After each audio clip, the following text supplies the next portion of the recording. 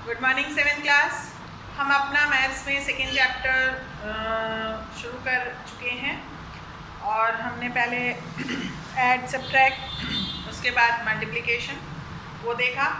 अब यहाँ पर आज हम देखेंगे मल्टीप्लिकेटिव इनवर्स। ये क्या होता है, ठीक है। तो मान लीजिए एक नंबर है हमारे पास 5, तो मल्टीप्लिकेटिव इनवर्स इसका हो जाएगा 1/5, मतलब रेसिप्रोकल। मल्टीप्लिकेटिव इनवर्स का दूसरा नाम है रेसिप्रोकल, ठीक है। और 1/5 का मल्टीप्लिकेटिव इनवर्स मतलब इसका रेसिप्रोकल हो गया 5, ठीक है। तो अब हम 1/5 क्योंकि मल्टीप्लिकेटिव है और 5 को मल्टीप्लाई करते हैं तो हमें हमेशा आंसर मिलेगा 1, ठीक है। तो जब हम दो मल्टीप्लिकेटिव को इन्वर्स मल्टीप्लाई करते हैं तो हमें आंसर मिलता है 1। यहाँ पर होल नंबर का फ्रैक्शन हो जाता है और फ्रैक्शन का होल नंबर हो जाता है मल्टीप्लिकेटिव इन्वर्स में, ठीक है। और जब हम इनको मल्टीप्लाई करते हैं तो हमारा आंसर 1 आता है। तो ये चीज़ें आपको ध्यान रखनी है। ये फिलअप्स में, वन वर्ड्स में या मैथ द फॉलोइंग में कहीं पे भी आ सकता है, तो इसको आपको अच्छे से समझना है, ठीक है। बहुत इजी है, कुछ भी नहीं है इसमें, बस ध्यान रखना है कि क्या हो रहा है, ठीक है। अब ये तो हमने होल नंबर और फ्रैक्शन की बात की। अगर हमारे पास मिक्स्ड नंबर है, ठीक है, अगर मान लीजिए हमारे पास ये मिक्स्ड नंबर है तो इसका मल्टीप्लिकेटिव इनवर्स क्या होगा। तो मल्टीप्लिकेटिव इनवर्स का क्या मतलब होता है, रेसिप्रोकल। तो हम इसको इम्प्रॉपर फ्रैक्शन में कन्वर्ट कर लेंगे। मिक्स्ड नंबर हमेशा इम्प्रॉपर फ्रैक्शन में ही कन्वर्ट होगा, प्रॉपर में नहीं होगा, ठीक है। तो 36 × 2, 2 6 12, 2 3 6 7/2 +1, तो ये हो गया 73/2। ये अभी हमने इसको कन्वर्ट करा है इम्प्रॉपर में। अब इसका मल्टीप्लिकेटिव इनवर्स हो जाएगा 2/73, ठीक है।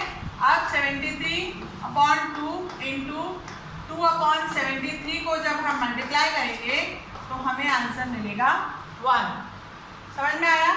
तो मतलब अगर एग्जाम में आपके पास 7/20 है इंटू 1 है, तो आप यहाँ पर क्या लिखेंगे, 20/7 लिखेंगे, 7/20 नहीं लिखेंगे। इसका मल्टीप्लिकेटिव इनवर्स हो जाएगा, रेसिप्रोकल हो जाएगा, तो यहाँ पर आपका 20/7 आ जाएगा, ठीक है। ये आपको ध्यान रखना है। अब प्रॉपर्टी ऑफ मल्टीप्लिकेटिव इनवर्स क्या है।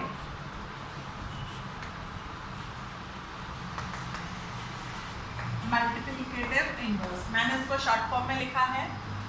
फर्स्ट 1 का मल्टीप्लिकेटिव इनवर्स 1 ही होता है। 0 का मल्टीप्लिकेटिव इनवर्स नहीं होता है, ठीक है।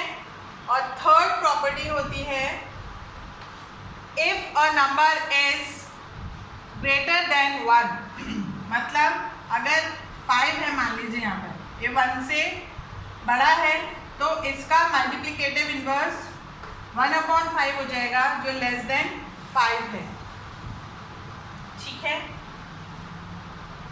दूसरा, if a number is great, ये हो गया if the number is greater than 5, greater than 1, then its multiplicative inverse is less than 5, less than 1.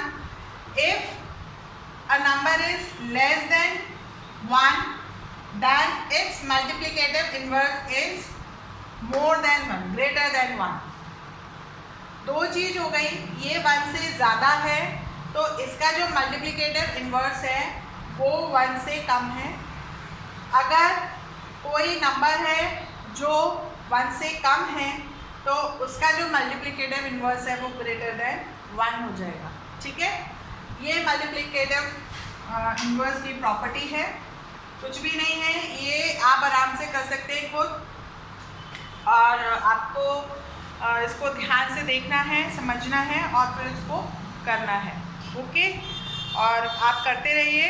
और जो एक्सरसाइज में ए पार्ट है, टिक द करेक्ट आंसर, ये आपको कॉपी में खुद करना है, पूरा बुक में से देख के खुद आपको करना है, उसको सॉल्व करना है, ठीक है।